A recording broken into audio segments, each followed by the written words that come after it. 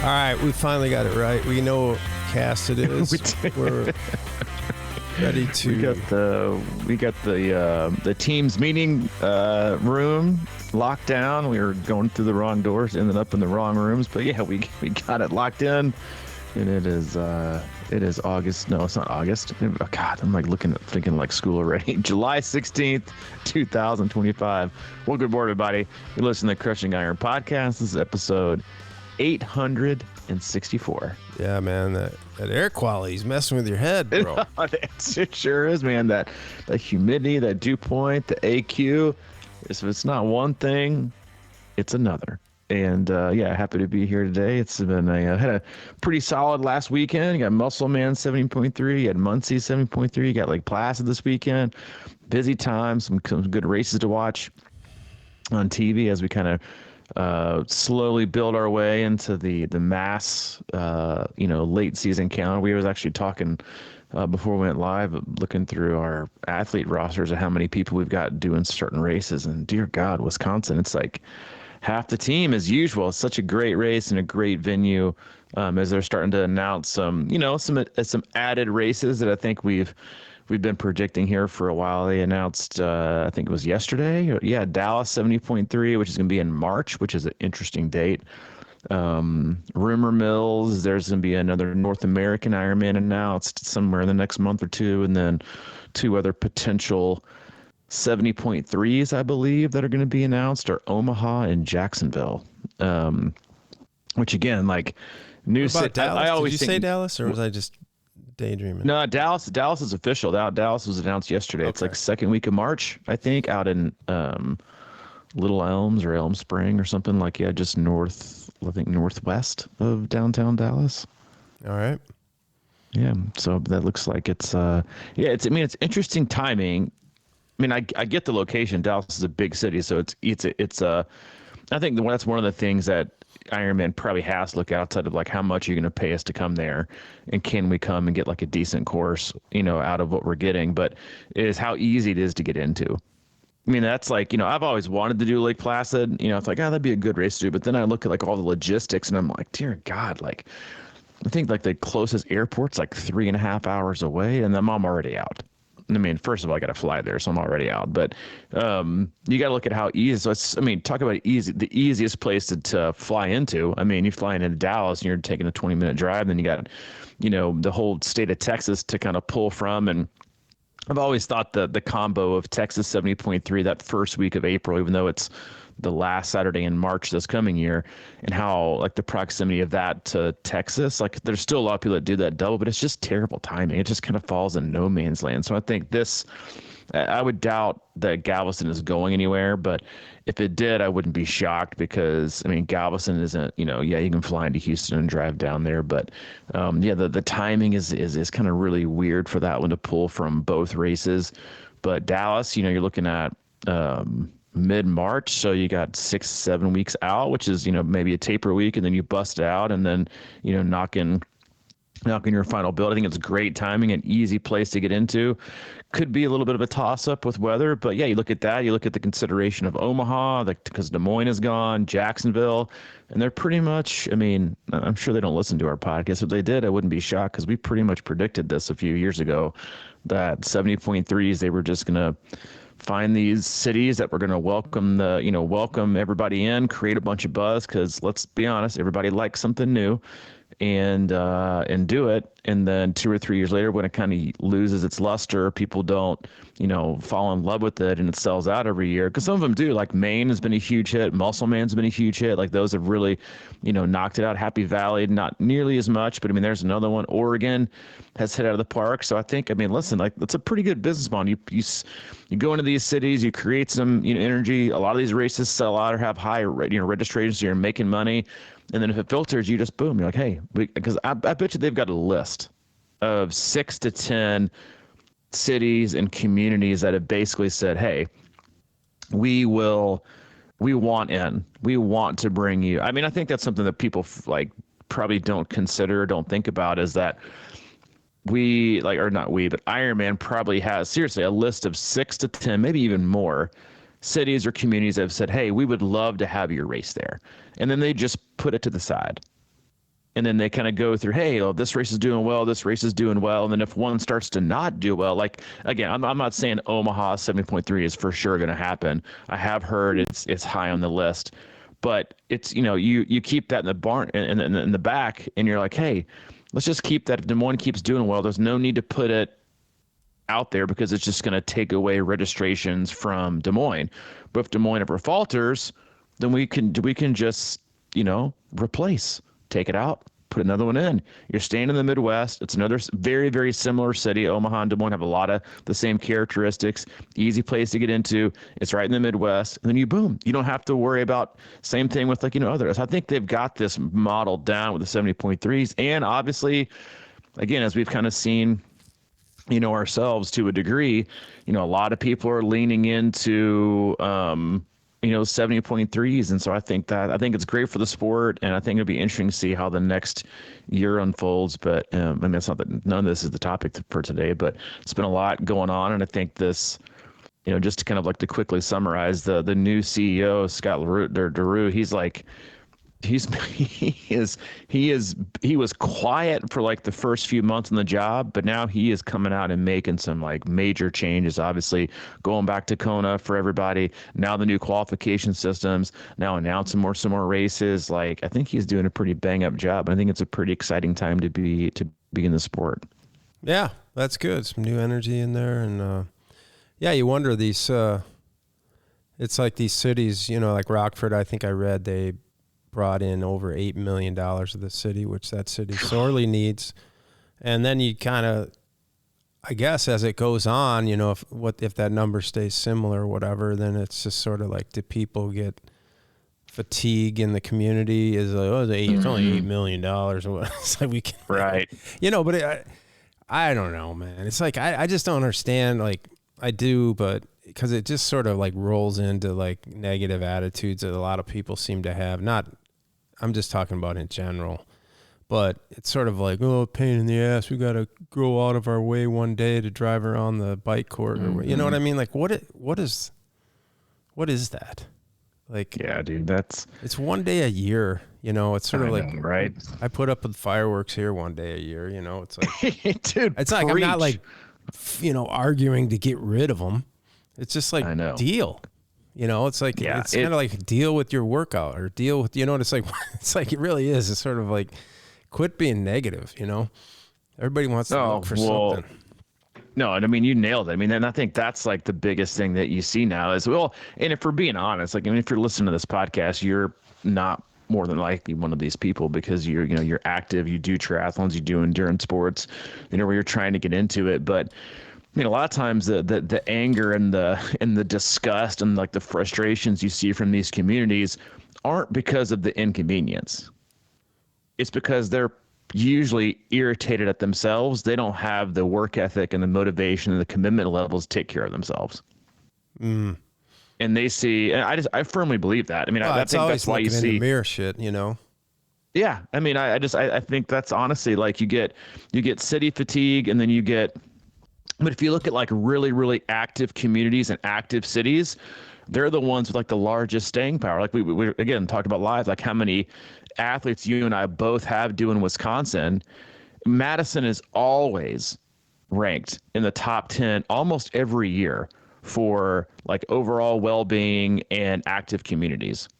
Water everywhere, college town, trail. There's and you go there and you're you wouldn't even know that there was you would think, oh, all these people are out here because a race is going on.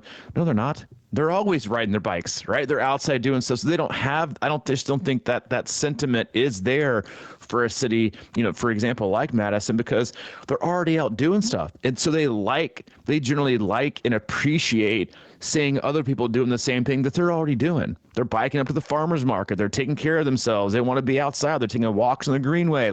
They're just doing shit outside. And so when they see people doing that, they appreciate it, right? They're like, oh, you know what? Inconvenience for the day, big deal. Props to these people for doing it. They're going to go back to their house and do the same thing. Other communities, not so much, right? In specific states and cities where you're right, they're probably a hell of a lot lower, especially in the South, right? They're a hell of a lot lower on the health scale. on like, overall obesity and how they take care of themselves. That's the last thing they want to see is people doing the things that they aren't willing to do and take care of themselves. And that's when you see like, attacks on the road and stuff like that, or honestly, even like aggressive drivers, like no matter where you live, to me, it's never really about the cyclist or the inconvenience of what they're doing, because they're not inconveniencing anybody. I mean, it's not like half the drivers pay attention in the first place. They're just staring at their phone. So it's not like you're really in their way. They're just staring at their phone.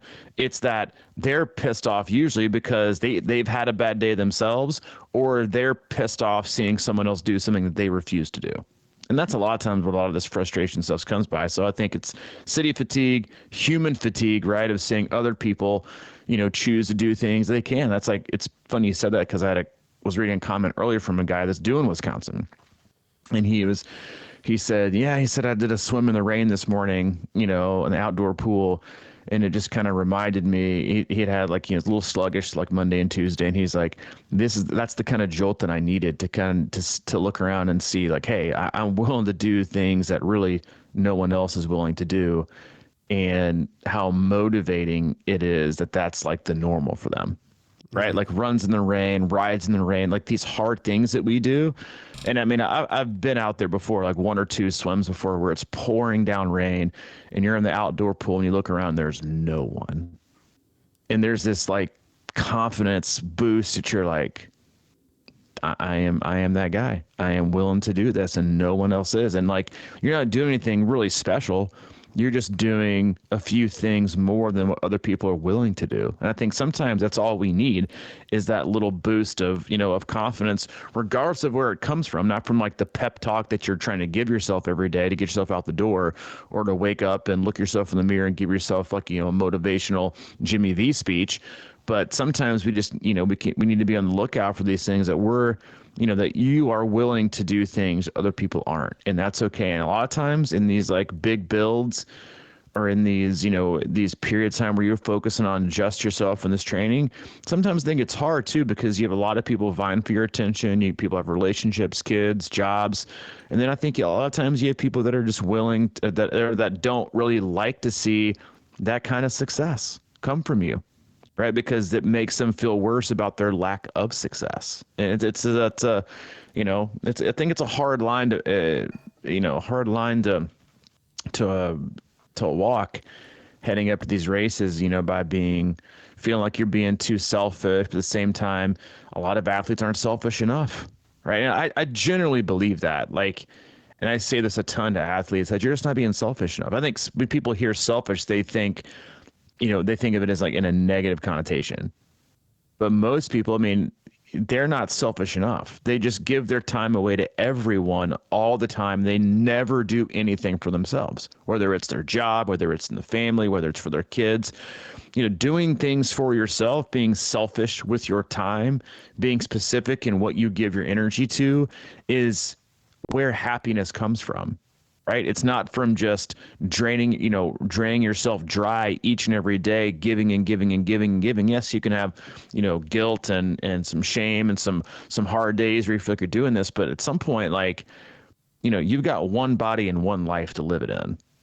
And so if you're not taking care of it, you're, with things that, help you positively, mentally, emotionally, and physically, and you're just pouring it into everyone else, like, you're going to wake up in 10 years because most of the time, the people and things you pour into aren't going to reciprocate it. So you just drain yourself for years and years and years. The next thing you know, you're poured out, you've poured in everyone else, and you never poured into yourself. And you wake up and you're like, what have I been doing? I've wasted 5-10 years with this job or this relationship, or, or not making, or more specifically, not doing things that I want to do for me because I thought I was selfish. And I would suggest people try to be more selfish with their time and their energy and their goals. Well, I really agree with that, because, one of the things that I've learned over the years, as I'm in my just in my 60s, and I do think that we spend so much time trying to, maintain acquaintances and what we think are friendships at the time or whatever. And then one of the hardest pills I've had to swallow over the last probably 5-6 years is that, you know, a lot of people that you knew and were friends with growing up, you know, not in a total way, they really don't care, you know, about what you're doing. I mean, it's a sad fact in a way because, and I'm not saying you're closest people, but there's a lot of fringe people around that, you know, you always think about. And I have a lot of friends now that I've had for years that are, you know, some are happy at what I'm doing, you know, training and doing races and things like that and trying to be a better, you know, for myself and work hard at it, you know, as I get older and everything. But a lot are, you know, I think are kind of maybe a little bitter or just like, kind of, like you said, they look at themselves and they can't do it. So they just like, you know, turn a negative kind of angle on it. And it gets to be kind of, you know, it sort of bothered me for a while, but now I realize that I just, you know, you really have to do it for yourself. And there's a lot of things going on out there and, you know, a lot of people trying to pull you in different directions and things like that. And, you know, the more you can simplify and focus on what you're doing, I mean, you're just going to be just generally more I mean, it's all on a scale, right? A continuum, you know, the happier you are, the better you are to be around and all that other shit too. So I think you have to do what's best for you first, always. It's kind of that airplane thing, grab the oxygen, then you can start taking care of other people. You know, it's like be the best you can, and then maybe you can, you know, sort of reach out. But, you know, it's like, I think sometimes, you know, even on this cast, it's sort of like we're trying to figure shit out all the time. And I don't want to come off like I know everything, you know. It's like, it's sort of like you have to, you know, you can't lie to yourself either. You know, you have to be true to what you believe in and then find your own happiness and stick with it, you know. And I think that I put out a line yesterday the other day in my athlete email about like, it's funny how the more I train and the better shape I am in, the more I like my workouts and enjoy them. And like that's just really interesting. You know, it's kind of a joke, but it's sort of like,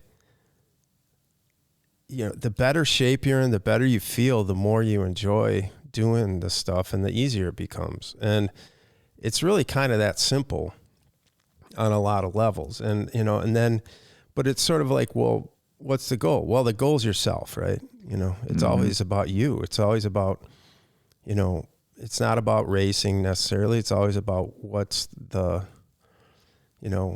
your path and are you happy with it? So yeah, I think that shit's great, you know, and, you know, sort of back to, what you were saying about your athletes swimming in the water and stuff. And it's like, I talked about this a long ass time ago with Amelia Boone or whatever, how she always looks for the toughest time of the day to train. And I just took that to heart. You know, it's even like, it's been hot here, of course. And, you know, every comment we see says it's hot and I get that. And it's sort of like, that to me is the gift. I really, you know, it's like, man, it's hot as shit out now. I can't wait to get out there and run because to me it's a challenge. And, you know, we had that, you put that run calculator out there, you know, as far as heat and dew point and shit like that, and how much you should expect from your performance. And it's sort of like, I mean, you hit it a couple of weeks ago, I think, is just like, you take it as like this opportunity, man. You know, you want to go out and crush it, man. I know that I do this too, right? There's just a little thing in our head always going, if I can do this pace in this weather, you know, like, yep. You know, sort of, you always want to go fast, or like you always want to, every workout has to prove that, you know, it's like they talk about this in cycling a lot, you know, everybody wants that average pace, and I'm guilty of that. And it's sort of like, I just want that average pace for my workout to be X. And that's not where you're getting the real, you know, gains all the time. You know what I mean? And it kind of comes back to warming up, right? Like we were talking about, and just taking it in stride and going about your business and just like getting the most out of it rather than trying to show out with a number all the time. And I just think those things are really important. And the way to enjoy your workouts and really what's it doing for you in the big picture. It's It's something I think we lose track of, man. No, I mean, I love what you said about the fact that, you feel, the fitter you get, the more you enjoy workouts. And I think that's like the biggest hurdle for most people is that they don't feel good doing workouts. So they just stop. Mm-hmm. Right. They don't do it. And we've said it all the time. Like, one of our, one of the podcasts like forever ago is that, maybe it's mistitled, about, run slow to get fast. It should be, run, easy to get fast. But a lot of people hate running because they go out and they just run too fast. So they end up hating it, and they can't see how they're ever going to get any better at something that they're currently hating. And it's not because they're not in shape, or it's not because they're, they can't do it. It's because they're setting out with, yes, they're probably not in the greatest shape, but they're like, big time overreaching. It's like, trying to, be like me waking up tomorrow and reviewing the boards to become a doctor and be like, yeah, I can't do this. I mean, I definitely can't do this. But like, you're trying to like go from A to Z and skipping everything in between. And that's why people get dejected. That's why people quit, because they try to do everything overnight all the time. And then they get overall just fatigued from being, from frequently exposed. Because most people, honestly, like when they do these workouts, a lot of times I don't know that it's really the expectation of the pace of power or the what they're doing in the pool. That's the ultimate goal. The ultimate goal for them is a win. Because a lot of things in life and how difficult life is for people sometimes, like they need a win. So they expect a pace or a power or a yardage that'll give them or let them feel like when they don't want to take a loss, right? Jobs are hard, relationships are hard, kids are hard, life is hard. Everything can be hard sometimes, right? And so you look for these workouts to kind of provide you some kind of a win for the day. But a lot of times we set ourselves up for a loss by expecting too much or believing too little. And I think the more that we expose ourselves to, like we've been saying, like with this weather, and I've had quite a few athletes just completely turn themselves around in the last month. They are inconsistent or really not doing anything and unmotivated. And all of a sudden, like the heat came in there, like, I don't know what it is, but I just kind of love doing it. And I think it is. Like, I know we were just kind of drilling this, this nail in over the last month, but there's just so much freedom, and people still, like, I think are still struggling. This is the same people that always struggle every summer with seeing, watts are harder to come by, swims are more fatiguing, the pool's hotter, the air's thicker. We do this shit every year, but it's like we just forget the toll that it takes, right? Mm-hmm. It's going to be, so I was trying to provide that calculator is more of like a benefit. Like, hey, really, I'm just telling you, like, you see all that percentage loss, like that's just like, forget about it. Just go out there and get it in or do some stuff inside and be done, right? Take the wins, create the wins. And I think that we, again, as humans, as we were having this conversation, yesterday with an athlete that was in town, and I just said, listen, I think, habits are also really hard to come by for a lot of people. And sometimes creating a new habit is challenging enough, and belief systems are also really, really challenging for a lot of people. Some people have, don't trust themselves to do anything. Some people trust their coach 100%. Some people doubt their coach and doubt themselves because they just doubt that they can ever become, whatever it is or whatever it needs to take to be successful. And I think that we get in such a polarizing society where it's either black or white. And I was telling this athlete, like, I'm not asking you to wake up tomorrow and all of a sudden be, your number one motivational speaker, right? To be David Goggins and Ted Lasso all in one. I'm not asking you to do that, because that's like me saying, these crash diets people go on, like they last for all of about 2 days and you fall way off the wagon.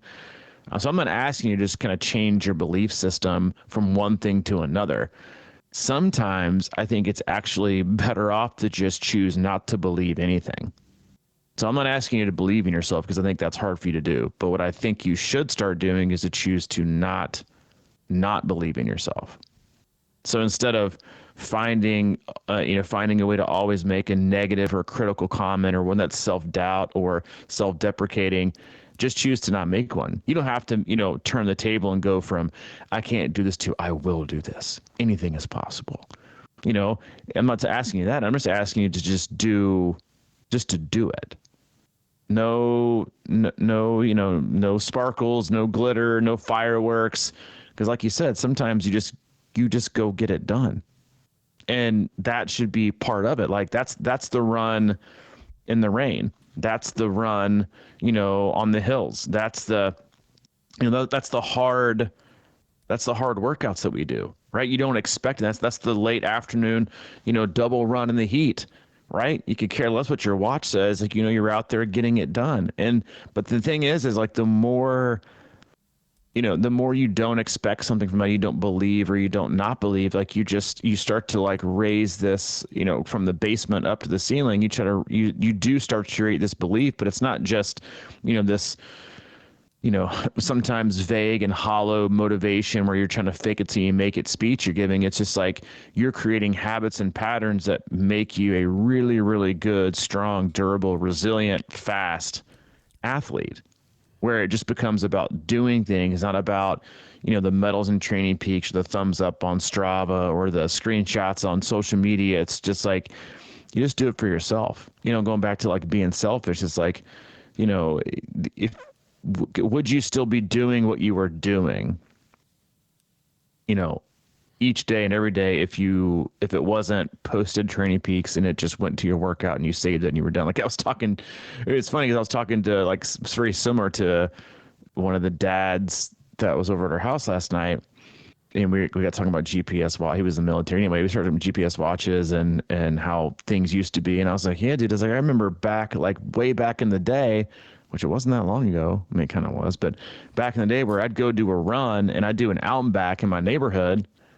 And when I got to like the stop, or a stop at like a stop sign or something, I'd put like a rock in the road, or I'd know what intersection I was at, and then I'd run back home, and then I'd get in the car, and then I would, reset the trip mileage on my car, drive there and drive back, just so I could see like how many miles I ran, because I had no idea.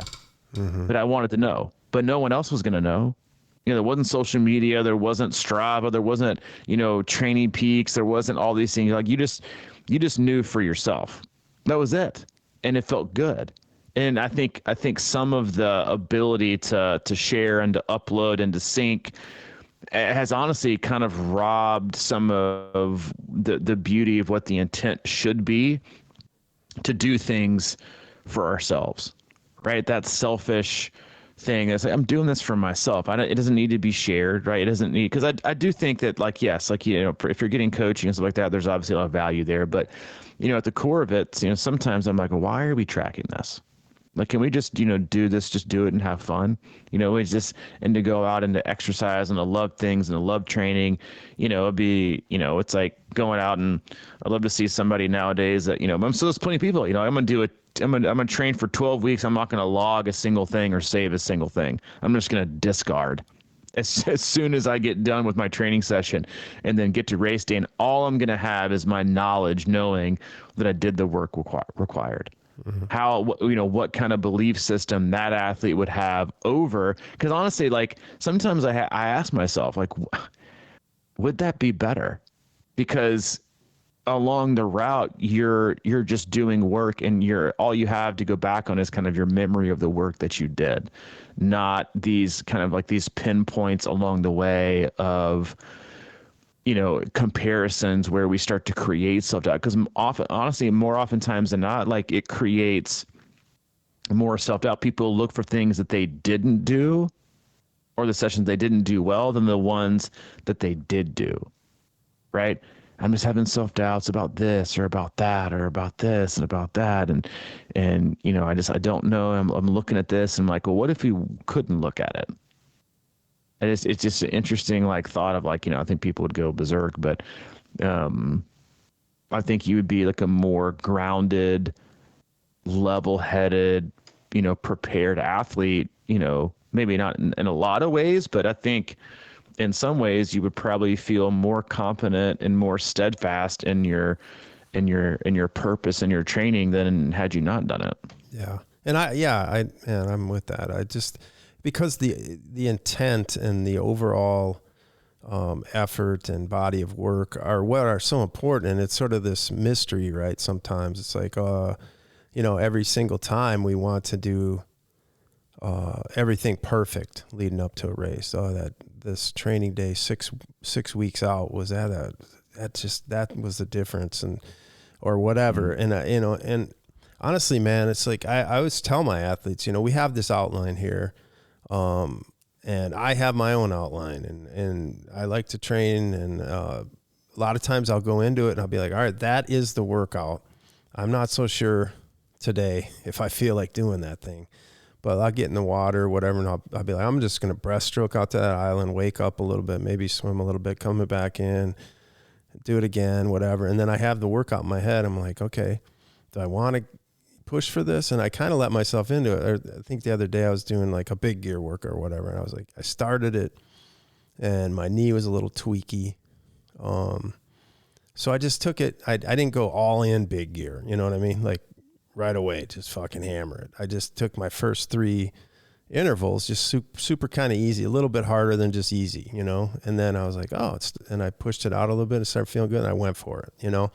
I think a lot of times, like one of the things with being a little bit older and racing for this long and still being, showing up at race days or whatever. And those are the things that I think go overlooked a lot. And I just I always try to point these out to my athletes. It's like, if you're running along and you're feeling something weird, don't like try to overdo it and push through it always, take some time, or like, that. So I had that big gear work, and the next day I was going to run, and I went out and ran, and I was like, this doesn't feel good. So I just kind of like got on a treadmill walk for a while and just took that day easy, and then today I feel fine, but I think we can exacerbate things by always trying to fight through, and like you were saying before we talked, is like, we always have little niggles. So it's a difference. It's like, what is it? Is it really real? I can't tell you how.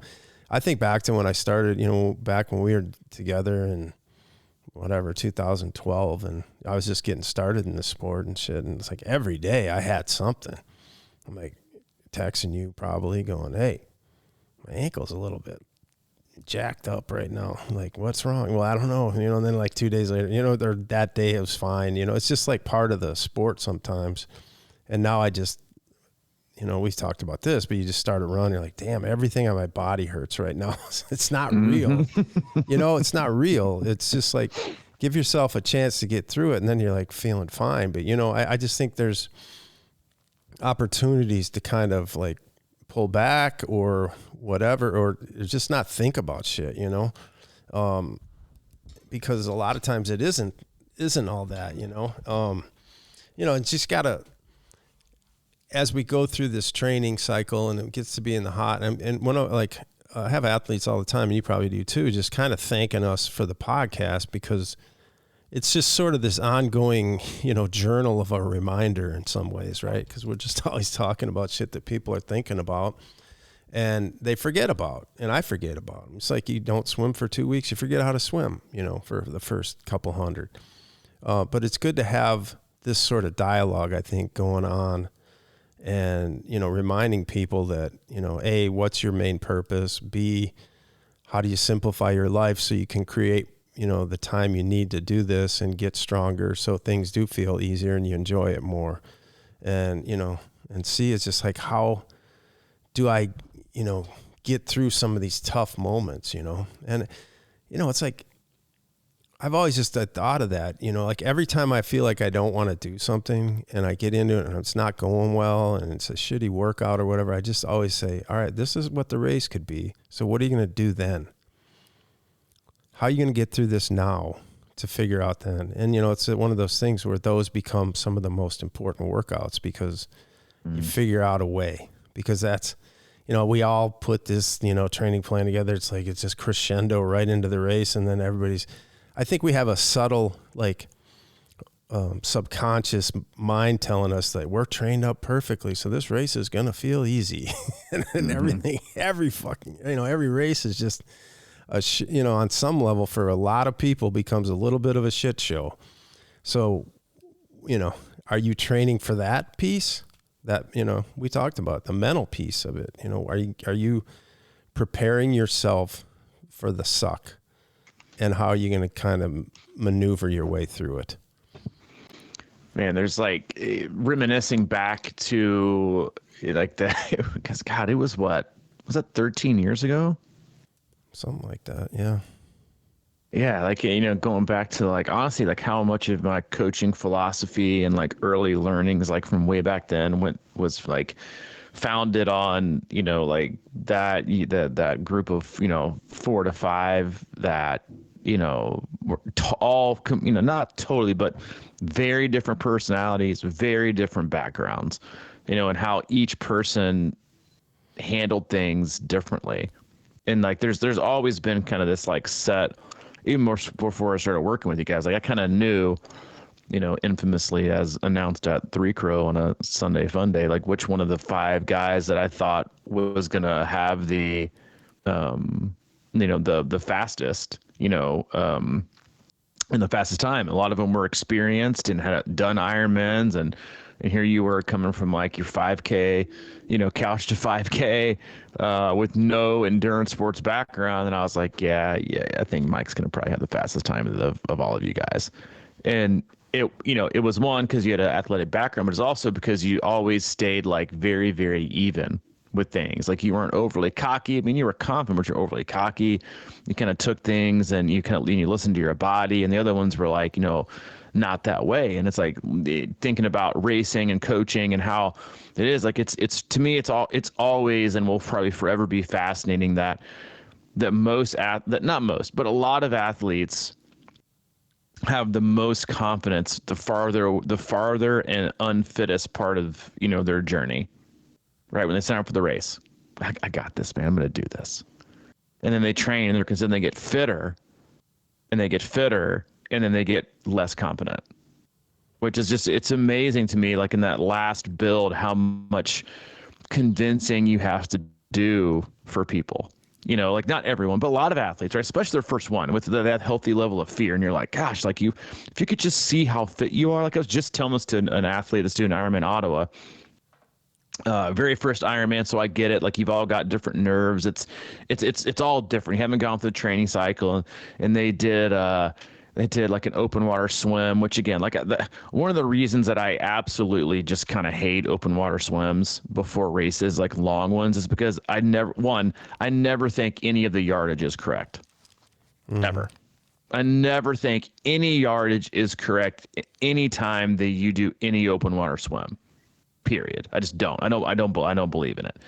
And so I don't like that, because a lot of times when you do it, you might swim a course that's not accurate or watching it. So it's always going to be like the pace isn't going to be correct. And she went on to this swim, and it took a little bit longer. She's like, I just don't know how I'm going to, make it. And I was like, listen, I'm sorry. I've been doing this for a long time, and we could do a 2-day taper, and you would absolutely, this is like a Saturday swim. You could absolutely go out there and do awesome. And lots of, not a lot. And then Monday goes out, 48 hours later, knocks out 5,500 in the pool, and now is on like cloud 9 about how awesome it was. And we're like 2 weeks out from from the race, and I'm like, this is the last week of the build. I'm like, here we go. Like this you're already here. Like you're more than ready. And it's sometimes it's like that hard balance of like, the closer you are, the more real it gets. But you also, I think, we get so stuck in, which I get, right? And we always say, fatigue masks fitness. Is when we get in these deep like training blocks where we're doing a lot of volume, especially in like Ironman 70.3 training, you're doing a lot of volume. You're making a lot of time to do things the way you think you need to do them. And you're basically sleeping, eating, and training. You only compare what you did to last week, not who you were 5 months ago. And so you're like, God, like last week, sorry, I'm feeling so tired. Like this isn't great. It's hotter. You don't even look to think like how the amount of shape that you have, the type of fitness you've increased over the last 6 months. But, so you don't look back, look back 6 months ago. I just did it right before we went live in the podcast. We did an athlete that did a long run today and did a long run every Wednesday and has a big race coming up and is like questioning if they're going to do it well. And I just said, listen, I said, did you, and this is like the best kind of athlete because they don't compare everything every day.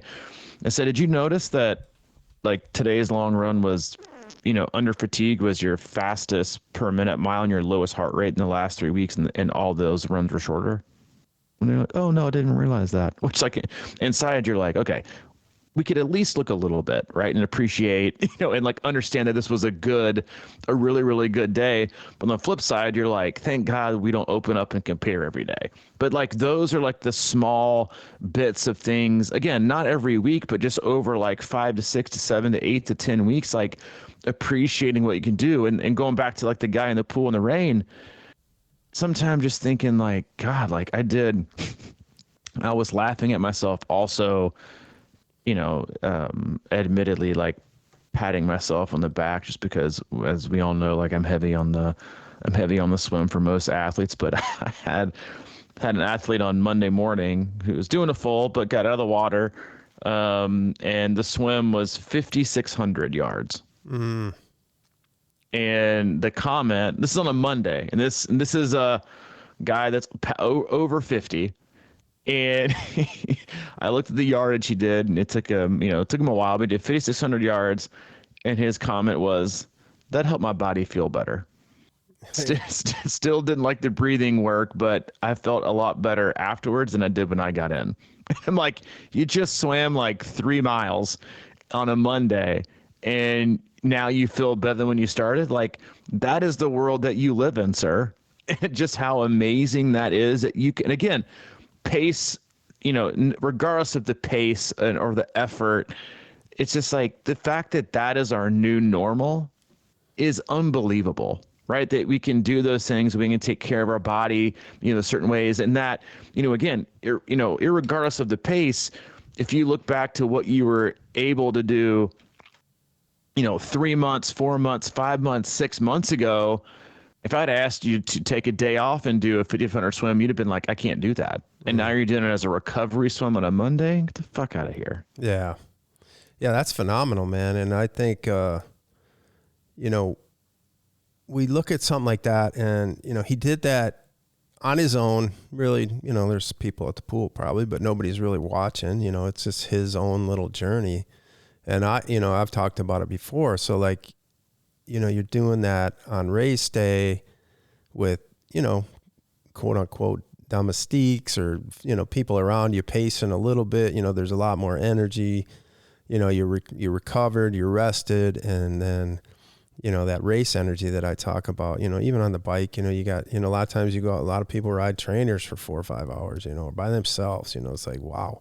And then, you kind of try to think about, wow, is that really where I'm at, or can I race better? And then it's just this sort of twist that I always try to create in my head is sort of like, you're going to feel race energy and race anxiety or whatever. You just have to spin that in the correct way.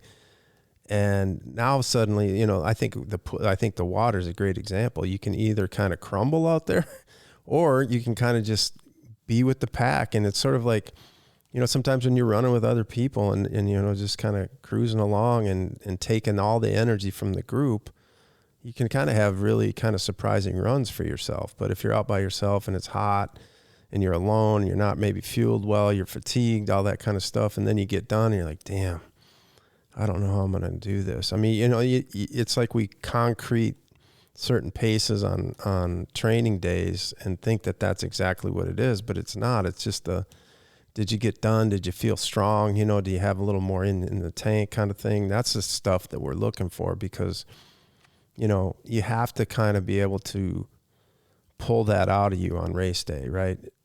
It's just a different thing, right? Because like, imagine you got off the bike at Wisconsin and you're absolutely shelled. But then suddenly I tell you, you have to run this marathon, but there's no people around. Like how much harder that would be. You know what I mean? It's just a fact. I think there's people energy, there's course energy, there's a whole, event energy. The whole thing does matter, but it's about turning that in your favor, and not letting it overwhelm you. You know what I mean?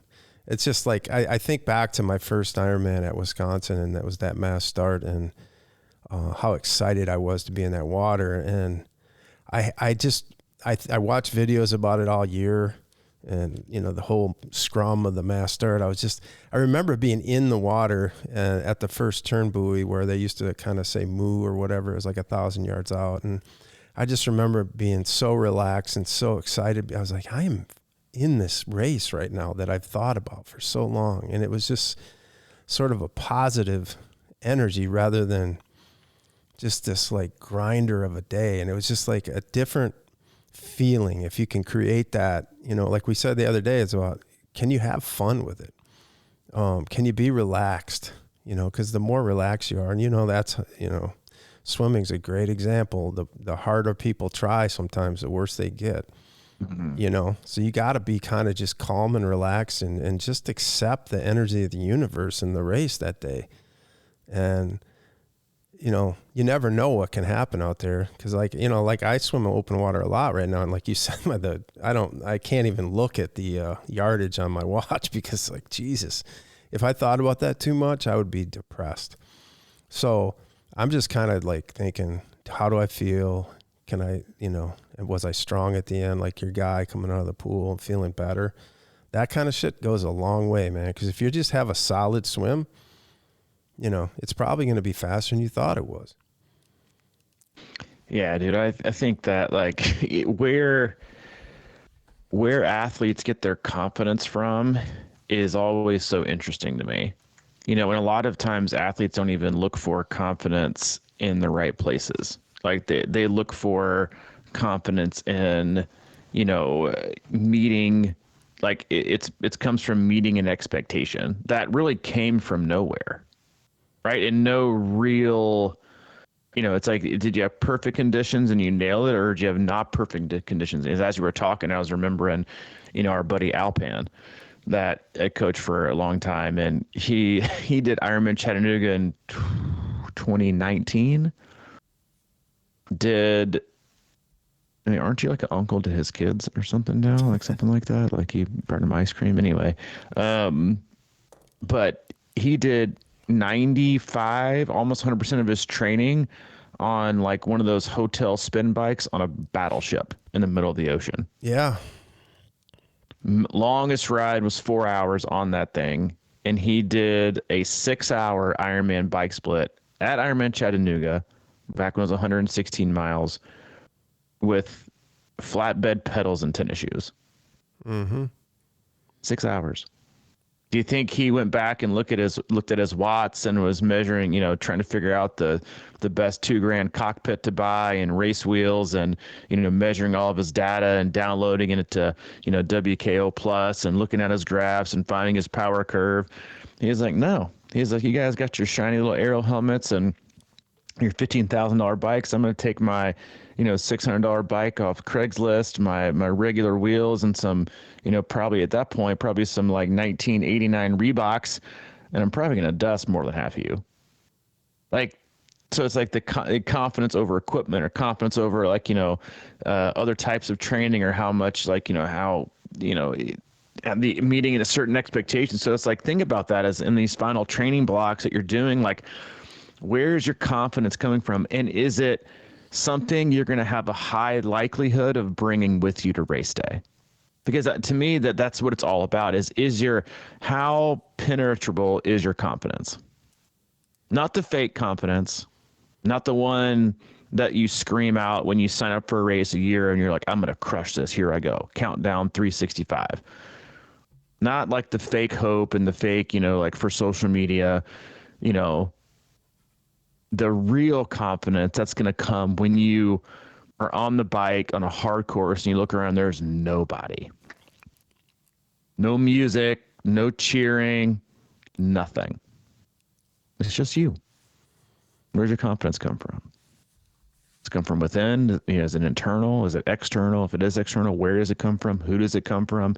Does it come from, genuine, people that believe in you, have your best interest in heart about what you need to do and reality? Or is it based on, I've got to make this look good for the masses on social media, or, I got to tell somebody about this, got to send my screenshot? Like, that stuff doesn't last. You can't do any of that because then it's gone. Everybody say it's gone. It's gone. You got nothing. So it's like the priorities and where you put yourself. Like, we can talk about it on our podcast. Like, next week, we had an athlete send me this video clip of Scotty Scheffler talking about basically how winning golf tournaments, gives him nothing. It's great for like a few minutes, but then it's gone. And, it's all great and everything, but after a few minutes, you just move on. And that family is the most important thing to him. And, if golf ever gets in the way of that, then he'll just stop playing. But I think we, like, to me, that's a guy who's got his head on twisted on right. But also, like, you got to know, like, that you got to imagine that guy's pretty even keeled, because if you already know that that winning a major or winning some of the biggest golf tournaments in the world isn't going to change your life, it's only going to last for a few minutes, you got to imagine that guy stays pretty even and grounded, because the swings of emotion he already knows aren't going to be that great. And so when you're preparing for a race day and you're pulling out for these long rides, some days you might need it. Again, I was having this conversation yesterday.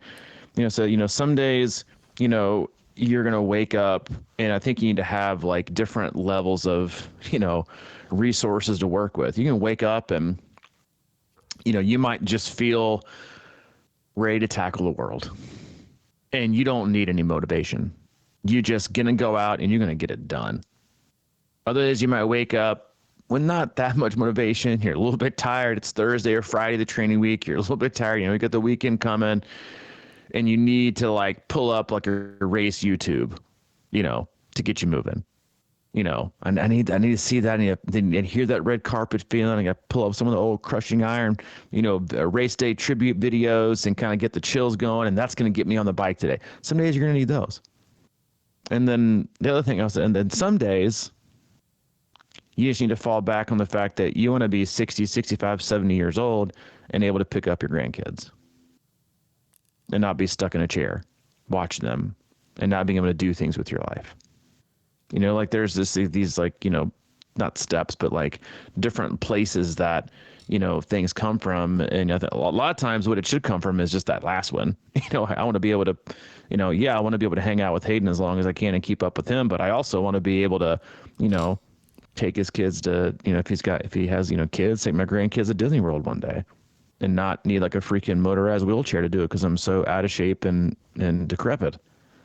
Like that. Honestly, to me, like that's the stuff that you get most of us out of bed to get out and doing shit and to stay strong and to stay healthy. But, again, you're lining up for these last blocks. Like, where's your confidence come from? Does it come from, your belief system, the work you've done, or just, the stacked brick on brick weeks that you're putting in, not from the training, bricks with the intensity and the improvement, but just like the confidence that you've already shown yourself day in and day out, week in and week out, that you're capable of doing these things. And so when no one's looking on race day or something bad happens, you're able to keep pursuing your goal and to, keep making your way through and eventually see the finish line, both in the training finish line and the race finish line. Yeah. I mean, and, confidence comes from stacking results. And that's the shit that I think we need to remember is like, so many of everyone listening has been through so much. I mean, and we're so quick to judge ourselves harshly on a bad workout or something like that when we've had a really long career in the sport, or we've been, working hard and doing a lot of these other things. And it's kind of like we don't, it's sort of like, I'm not really great at accepting compliments.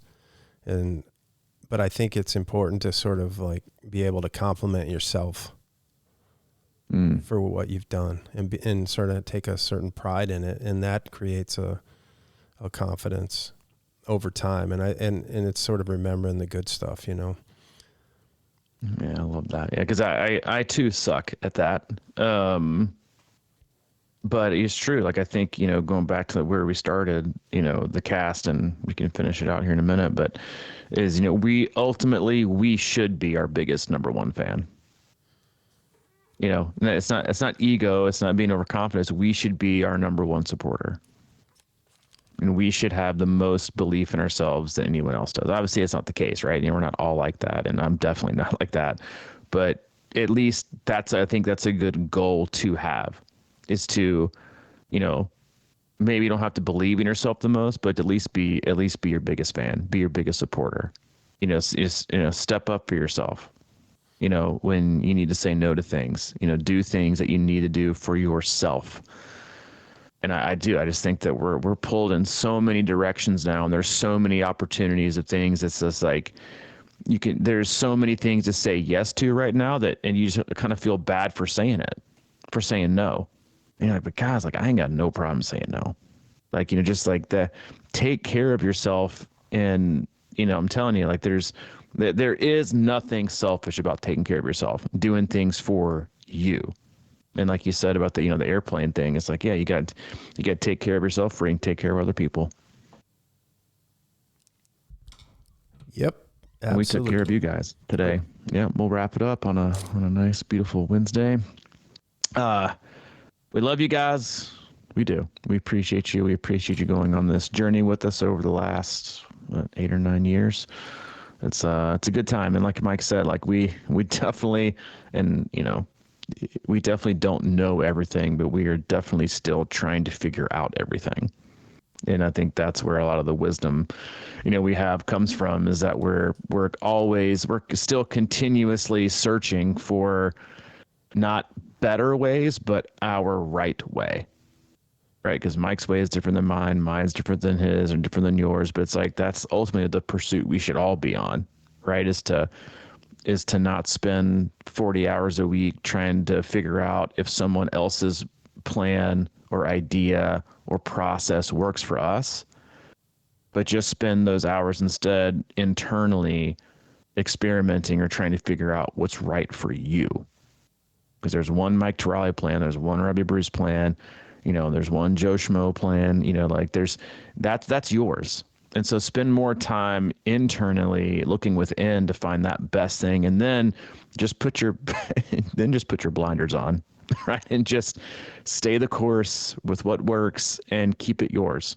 And again, like that's what we've been trying to do. And, I feel like I can safely say is we'll never be done doing just that. So we love you guys. Again, we appreciate you. Go to our website, c26triathlon.com. It is our one-stop shop for all things coaching, camps, and community.